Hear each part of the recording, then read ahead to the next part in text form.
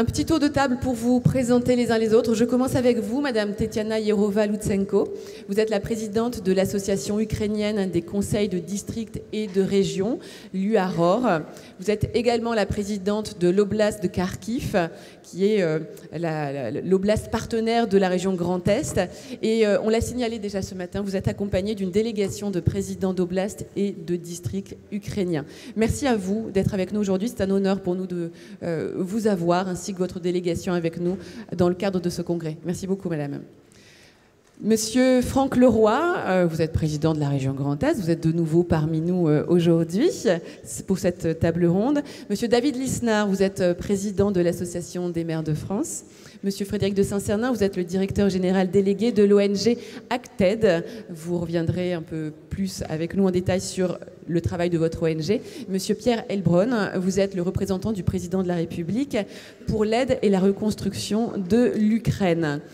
Nous allons donc entamer cette table ronde qui nous tenait vraiment à cœur aujourd'hui dans le cadre de cette 20e édition du Congrès des régions de France. La parole vous revient, Madame Tetiana Yerova-Lutsenko. Pourriez-vous nous faire un point aujourd'hui sur la situation actuelle en Ukraine et les besoins des oblasts? Merci beaucoup pour votre invitation. C'est vraiment très agréable d'être avec vous aujourd'hui, avec mes collègues, et surtout 20e anniversaire du congrès qui est dans la ville de Strasbourg, ce qui est très emblématique.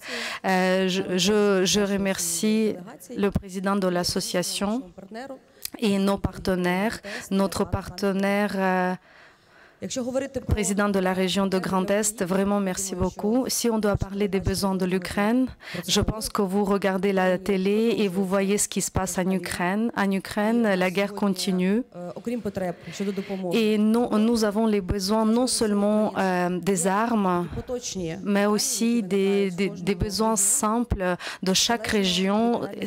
Cela dépend bien sûr où la région se trouve. Nous avons quelques représentants des régions et des districts ukrainiens. On a les régions qui se trouvent directement à la ligne de guerre, notamment ma région, la région de Kharkiv. Il y a également les représentants des régions qui se trouvent au centre ou à l'ouest de l'Ukraine et qui ont pour le rôle de protection. Les régions qui se trouvent directement à la frontière russe et à la ligne de guerre ont besoin d'argent pour reconstruire et rénover l'infrastructure. Par exemple, pour avoir la possibilité de démarrer la saison de chauffage pour que les civils puissent avoir le chauffage pendant l'hiver. Et nous voyons que le centre de l'Ukraine, la capitale, la ville de Kiev, est sous attaque aérienne constante. Et donc nos forces, nos protections aériennes ne peuvent pas toujours se défendre. Nous ne pouvons pas toujours couvrir tous nos besoins de protection. Et bien sûr, nous avons besoin d'aide de nos partenaires étrangers, notamment la France, afin que la paix puisse régner dans notre pays et en Europe. Et la paix, nous en avons besoin. Croyez-moi que dans chaque coin de mon pays, on rêve avoir la paix. Et si on doit parler des besoins de la reconstruction et la rénovation de l'Ukraine, je remercie le gouvernement de France qu'après les signatures des accords, nous aurons 200 millions pour la reconstruction et la rénovation de nos régions. Bien évidemment, on parle des régions qui ont souffert le plus, les régions dont l'infrastructure a été le plus détruite. Nous essayons de remettre en rail l'éducation pour nos enfants, notamment les écoles, pour que les enfants puissent apprendre non seulement en ligne, mais à l'école, mais il nous faut les abris contre les attaques. parce que les régions qui sont plus au centre et plus à l'ouest, ils sont aussi importants que les régions frontalières, vu que ce sont les régions qui accueillent les personnes déplacées, qui accueillent les soldats, les blessés, qui les soignent. Parce que notre souhait, c'est d'être un pays sans guerre. Nous sommes sûrs, nous sommes convaincus que vous êtes le pays qui nous soutient, qui va nous soutenir.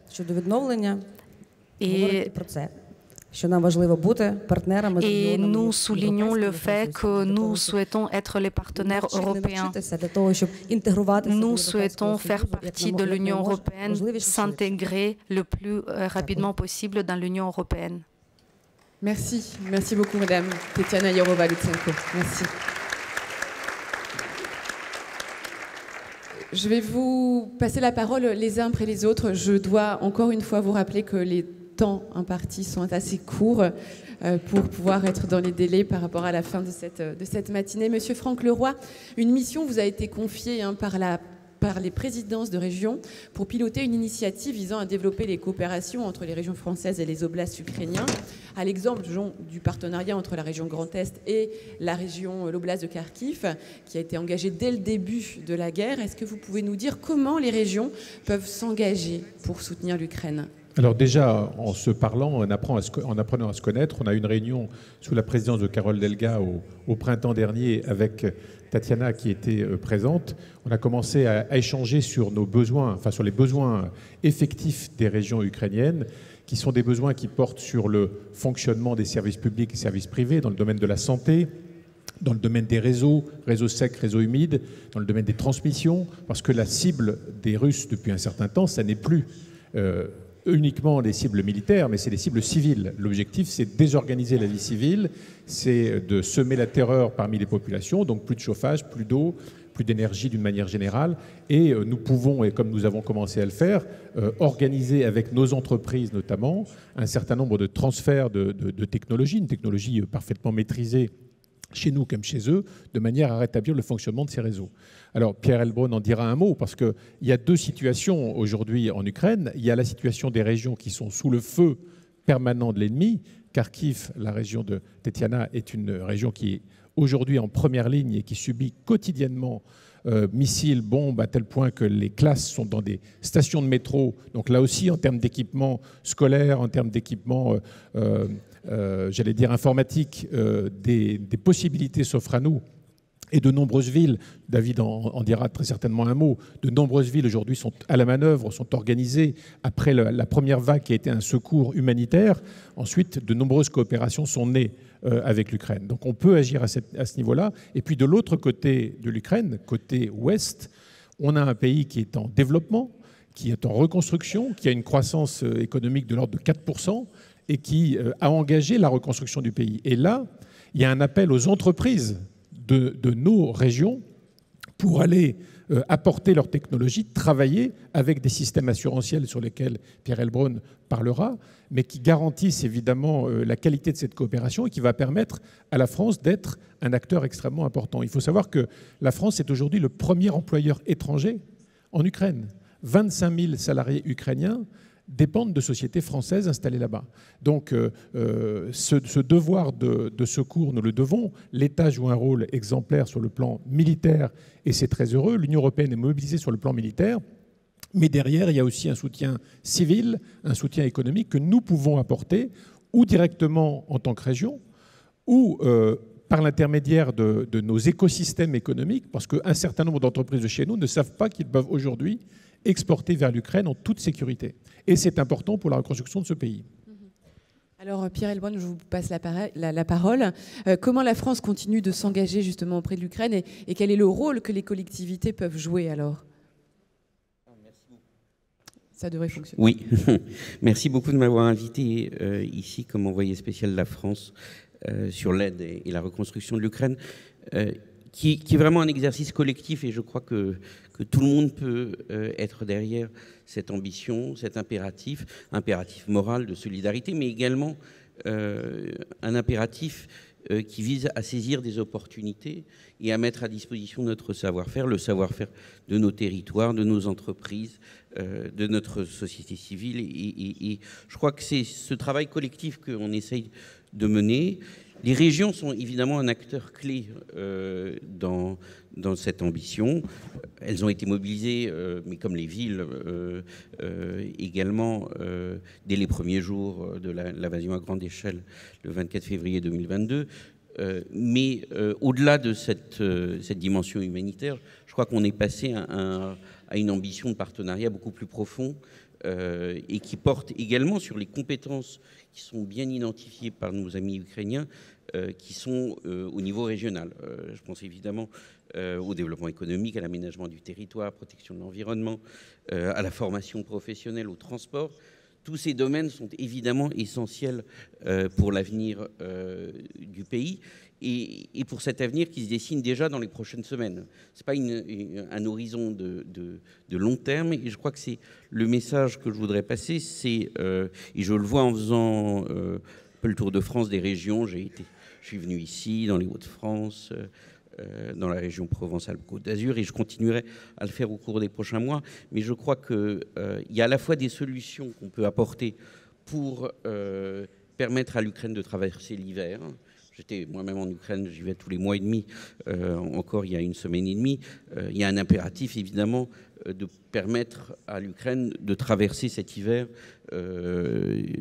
par la fourniture, en l'occurrence, de solutions de protection des installations, mais également de génération d'électricité. Mais il y a évidemment des sujets de plus long terme qui représentent également des marchés. Et je voudrais dire ici que pour chacune des régions, c'est également une opportunité économique. Par exemple, pour la région Grand Est, c'est 60 millions d'euros aussi de contrats dans différents domaines. La fourniture de 25 000 tonnes de rails à l'entreprise ferroviaire ukrainienne, qui crée quand même des emplois à Hayange. La fourniture de véhicules de déminage ou de franchissement, qui aussi fournit des opportunités, également de création d'emplois dans chacun des territoires. Et je crois que certaines régions se sont organisées également, je pense aussi aux Hauts-de-France et d'autres, pour traiter avec les entreprises de chacune des régions de ces opportunités. L'État là-dedans est facilitateur. D'abord, j'ai par exemple essayé d'organiser avec des représentants des collectivités locales, mais également des entreprises, un forum par exemple à Pologne, Ukraine, France, à Rzeszów, il y a une semaine et demie. Ça montre qu'on peut travailler de manière coordonnée là-dessus. L'État met à disposition toute une série de boîtes à outils que nous avons contribué à enrichir au cours des dernières semaines. Tatiana évoquait le fonds de 200 millions d'euros sur les infrastructures critiques que nous mettons en place actuellement. Mais il y a évidemment d'autres outils. L'AFD, dont le mandat sera étendu à l'Ukraine, les FASEP, c'est-à-dire le soutien aux entreprises pour la réalisation d'études de faisabilité qui permettent à des PME et des ETI d'explorer le marché ukrainien. Les assurances, l'assurance BPI par exemple, qui couvre tout investissement à hauteur de 95% en Ukraine contre le risque politique, c'est-à-dire que l'entrepreneur peut récupérer 95% de la valeur de son investissement si son investissement est détruit, et bien d'autres dispositifs sur lesquels je n'aurai pas le temps de revenir. Mais je crois que c'est vraiment, mon message, c'est que chacun peut y jouer un rôle, que c'est un devoir de solidarité, évidemment, mais c'est un devoir également qui rejoint les intérêts de l'Europe et de la France, et que les régions et les collectivités territoriales, de manière plus générale, ont un rôle clé dans l'ambition que je mentionne. Alors avant de passer justement la parole à M. Lisnard pour connaître un peu plus sur l'engagement de l'échelon des communes auprès de l'Ukraine, Frédéric de Saint-Cernin, vous représentez donc l'ONG Acted, qui est la première ONG française en matière d'intervention dans les pays sinistrés et en guerre. Comment aujourd'hui s'organise l'aide en Ukraine et qu'est-ce que la convention qui va être renouvelée à 12h30 aujourd'hui avec Régions de France apporte à votre action? Et représentez-nous brièvement qui est Acted, parce que finalement c'est la première ONG de France sur ce terrain-là, mais on ne la connaît pas bien. Oui, bonjour à tous. Je voudrais d'abord remercier les différents présidents de régions de France, le président Morin, le président Muselier et la présidente Delga, pour avoir initié puis poursuivi notre partenariat que nous allons re-signer. Pour nous, c'est un gage de crédibilité et de visibilité, parce qu'en effet, ACTED n'est pas une ONG connue. Nos financements sont des financements publics. Ce sont des financements des États, de l'Union européenne, des Nations unies. Et pourtant, nous sommes 8000 employés dans 43 pays. Nous portons assistance cette année à plus de 27 millions de bénéficiaires directs en menant des programmes d'urgence, on en parle beaucoup, mais aussi de reconstruction, c'est le cas en Ukraine, et des programmes de développement et aussi des programmes environnementaux. Donc nous sommes une ONG d'intervention globale. Ce partenariat nous permet aussi de travailler plus précisément avec des régions. Nous avons des régions qui sont historiques et fidèles, je voudrais les saluer, hein. Provence-Alpes-Côte d'Azur, Île-de-France, la Normandie, Bourgogne-Franche-Comté. Et puis, avec les dernières urgences et avec la guerre en Ukraine, nous avons eu le plaisir d'avoir le soutien aussi de Bretagne, de Pays de Loire, de la Nouvelle-Aquitaine, de la Corse et du Grand Est. Alors, qu'est-ce qu'on fait en Ukraine? Déjà, en Ukraine, nous étions présents depuis 2015. Nous avions plusieurs centaines d'employés, nous avions 200 employés qui travaillaient sur ce qu'on appelle la ligne de contact, donc en limite du Donbass. Nous avions 3 bureaux. Aujourd'hui, nous travaillons dans l'ensemble de l'Ukraine, sur l'ensemble des oblasts. Nous avons plus de 500 employés pour 138 millions de dollars de programmes. Nous travaillons dans le cadre d'une convention avec ce qu'on appelle un consortium d'autres ONG. Nous sommes le leader de ce consortium et nous menons 7 types de programmes. D'abord l'aide alimentaire, il ne faut pas l'oublier, on parle de personnes déplacées, même s'il y en a moins qu'en 2022, beaucoup ont pu rentrer chez elles. Il y a encore pas mal de personnes, il y a plus de 3 millions de déplacés, donc il faut 3 700 000 déplacés, donc il faut encore soutenir. Aide alimentaire, accès à l'eau, accès à l'assainissement, accès à l'hygiène, réhabilitation des réseaux d'eau en particulier. Je faisais à l'instant référence à la reconstruction de logements. Hein. Nous avons donc des déplacés qui ont pu rentrer chez eux et nous aidons à la reconstruction de ces logements. Nous aidons aussi dans le cadre de ce qu'on appelle des activités génératrices de revenus à des personnes qui sont en situation de pouvoir retrouver du travail et de vivre de leur travail. Et pour celles qui ne le peuvent pas, nous formons une aide monétaire, donc vraiment pour les personnes les plus vulnérables. L'avant-dernière action que nous menons, c'est un service auprès de ce qu'on appelle les plus démunis. Ce sont souvent les enfants et les personnes handicapées. Nous venons de signer un partenariat avec la région Bourgogne-Franche-Comté pour soutenir justement un centre social à Vinnytsia pour justement accueillir dans les meilleures conditions ces personnes handicapées. Et la dernière chose que nous faisons, qui est très importante, c'est que nous avons une coordination de l'information avec l'ensemble des acteurs humanitaires au plan national, et nous avons cette responsabilité. Donc vous voyez, ce sont des programmes qui sont très divers, mais depuis quelques semaines, nous avons plutôt renforcé notre action sur les oblasts qui sont près de la ligne de front, hein, Kharkiv, Donetsk, Dnipro, Zaporizhzhia, Kherson. Nous sommes plus présents sur ces territoires qu'auparavant, parce que c'est surtout là que ça se passe, en prenant évidemment en compte des mesures de sécurité qui sont très importantes pour nos employés. Et nous le faisons avec, j'insiste là-dessus, le partenariat de toutes les collectivités territoriales que je viens de citer. Je voudrais ajouter aussi que nous avons un partenariat avec l'Assemblée des départements de France et un partenariat avec l'Association des maires de France, qui est très pérenne, qui nous permet d'avoir cette visibilité quand arrivent des drames, comme c'est le cas aujourd'hui au Liban. La mobilisation des acteurs publics français est un élément très, très important. Ce que vous m'expliquez également, c'est que finalement, l'intervention des régions, des collectivités, ça vous permet d'avoir une aide financière qui soit débloquée de façon rapide et que ça faisait un effet levier après pour la suite. Voilà, c'est ça. On peut se dire que le budget d'Acted sur l'Ukraine est un budget extrêmement important. Ce sont nos bailleurs traditionnels. Nos bailleurs traditionnels, ce sont, comme je vous le disais, les États, les Nations Unies, l'Union européenne. Mais les financements des collectivités sont des financements qui sont beaucoup plus souples, qui sont immédiats, qui interviennent sur une urgence. Par exemple, aujourd'hui, au Liban, c'est un appel que je lance.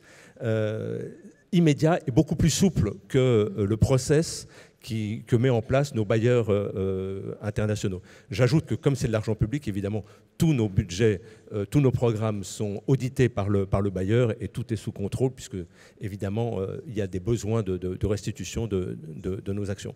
Donc vraiment, l'engagement des collectivités territoriales, en l'occurrence des régions en Ukraine pour nous, est très important. Et je voudrais remercier le président du Grand Est puisque, en fin de semaine dernière, vous avez voté une subvention qui va nous permettre de réhabiliter deux centres de protection contre les bombardements dans la commune de Kharkiv. Et un dernier point que je trouve extrêmement important aussi, c'est que finalement ce soutien financier des régions auprès de votre ONG Acted, ça permet aussi de créer du lien avec les employés, avec ceux qui travaillent pour vous, de vraiment voir quelque chose de concret sur la présence de la France avec eux et des régions. C'est vrai, nous avons donc plus de 500 employés ukrainiens et de savoir qu'ils sont payés d'une ONG française et qu'il y a une mobilisation des acteurs publics français en Ukraine, c'est quelque chose d'extrêmement valorisant. Je pourrais, par de multiples exemples, dire tout le bien que les employés nationaux, ce qu'on appelle nos employés nationaux d'une ONG française, pensent de l'engagement des collectivités françaises parce qu'ils se sentent vraiment partenaires de cet engagement. Ils sont sur le terrain, ils mettent en place des programmes, mais de savoir que ce sont des financements des Français, des citoyens français, c'est quelque chose qui est très fort. Merci, Monsieur de Saint-Cernin. Monsieur Lisnard, à l'échelle des communes, comment sont-elles engagées justement auprès de l'Ukraine et comment se fait peut-être l'articulation entre les différents échelons pour cette aide apportée à l'Ukraine ? Merci. Je voudrais tout d'abord remercier Région de France de son invitation. Il est très très important pour l'Association des maires de France et qui n'a jamais été aussi représentative qu'aujourd'hui. C'est la plus ancienne association d'élus et la plus importante association d'élus locaux en Europe d'être présente. Nous avons quasiment 100% des communes, quasiment maintenant 100% des intercommunalités. Et c'est pour moi l'occasion d'affirmer la volonté de l'AMF d'être un partenaire fiable de Région de France. Avec Carole Delga, nous travaillons très bien, sans sectarisme, de façon représentative. Et nous en avons besoin pour faire valoir nos positions, évidemment, et aussi parce que l'AMF, il faudrait vraiment être bas du front pour ne pas voir à quel point l'AMF est une force de proposition auprès des exécutifs et du législatif. D'ailleurs, c'est ce que nous faisons à travers Territoires Unis, avec Département de France, Région de France et l'AMF, y compris pour l'aide à l'égard de l'Ukraine. Et je reviendrai peut-être tout à l'heure sur une grande opération que nous montons à l'initiative de l'AMF avec Territoires Unis, à l'occasion du grand congrès, donc ce sera le 19 novembre aux portes de Versailles, et avec dans la salle un élément actif, Patrick Molinoz, que je tiens à saluer, puisqu'il est vice-président de l'AMF, très impliqué dans la cause ukrainienne, et il l'a d'ailleurs rappelé hier. L'articulation, elle se fait par rapport aux objectifs qui ont été très bien évoqués, aussi bien par Franck que par Félix Saint-Cernin que par Pierre Heilbronn. Je me permets de dire au passage qu'on peut y aller en toute confiance avec Acted. C'est une association exceptionnelle, incroyable. On bosse très bien avec la protection civile aussi, je vais le dire, mais Acted fait un boulot très concret, très fiable, très opérationnel. Toujours rappeler les objectifs. Il y a un objectif moral, éthique, humanitaire. Il y a un objectif géopolitique, c'est-à-dire qu'il y a un objectif d'intérêt. Il ne faut pas avoir peur de dire que nos intérêts, c'est de défendre l'Ukraine et de faire en sorte que l'Ukraine gagne ce conflit de façon très claire. Et là-dessus, le rôle des mairies et des communes, c'est l'hyper-réactivité. La commune, c'est l'échelon de proximité, c'est l'échelon de la réalité. L'attaque russe est engagée le 24 février de 2022. Dès le 26 février, nous organisons dans nos communes une collecte humanitaire et de matériel de protection aussi, c'était de l'humanitaire plus, on va dire, et également médical. Et nous récoltons en quelques jours 8000 tonnes de matériel. C'est le plus grand convoi humanitaire qui a été organisé avec la protection civile, qui n'avait jamais été organisé et qui va jusqu'en Ukraine, qui ne s'arrête pas en Pologne ou à la frontière. J'étais moi-même présent je connais bien depuis une vingtaine de fois et 3 fois depuis le début de la guerre. La première semaine de mars, avec les opérationnels, depuis Lviv jusqu'au front Est et Sud, pour accompagner du matériel. Donc ça a été la première étape. Il y a encore des besoins, même s'il y a beaucoup de matériel, et notamment pour les écoles, des groupes électrogènes parfois, et des moyens financiers pour des abris, y compris des petits abris de protection au bombardement. J'étais il y a quelques mois, pas très longtemps, quelques semaines, à Kramatorsk, et j'ai rayonné dans le Donbass, et on voit ce besoin de mise à l'abri des populations lorsqu'il y a des bombardements. Le besoin, il est aussi... en termes, sans être exhaustif, mais en étant plus synthétique... Oui, monsieur Lisnard, je vais le besoin d'accueil des populations aussi. Oui. Hein. Donc, même si on a moins de besoins, on a encore 123 000, de mémoire 126 000 Ukrainiens accueillis, et de savoir bien l'intégrer. Parfois, il y a des rigidités locales, sociales, donc il faut bien amener cela. Et puis, bien sûr, de nouer des partenariats. Je pense à tout ce qui est soins aux soldats ou aux enfants ou aux victimes. Vous savez que vous n'arrivez pas à me faire taire. Malheureusement, je ne vais... Et là-dessus, il y a besoin d'argent pour les centres médicaux et de réparation, si je puis dire, psychologique et physique des victimes de guerre. Merci. Excusez-moi encore pour le temps, mais il nous reste 4 minutes 30 pour terminer non pas cette table ronde, mais notre séquence aujourd'hui pour voir le soutien que l'on souhaite manifester, que Région de France souhaite manifester aux oblasts ukrainiens.